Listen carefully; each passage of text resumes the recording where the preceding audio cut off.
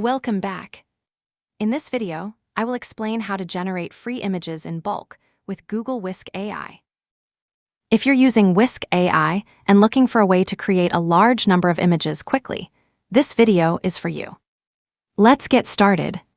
First, open the Whisk website in your browser.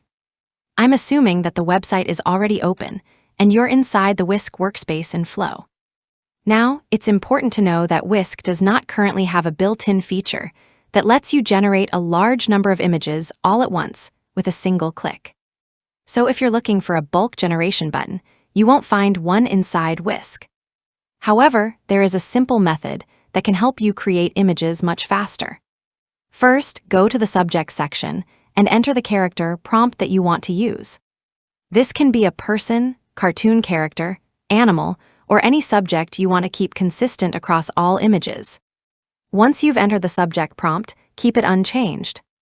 Now move to the scene section. Here, enter the first scene prompt and generate the image. After the image is created, simply replace the scene prompt with a new one and generate another image.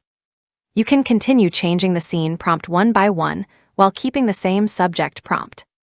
This allows you to quickly create multiple images of the same character in different environments, situations, or backgrounds. Since the subject remains fixed, you only need to focus on changing the scene description, which makes the process much faster. While this is not true bulk generation, it is one of the easiest ways to generate many images in a short amount of time using Google Whisk AI. And that's it. By keeping your character prompt fixed and updating only the scene prompt, you can quickly create a large collection of images without starting from scratch every time. I hope this video helped you.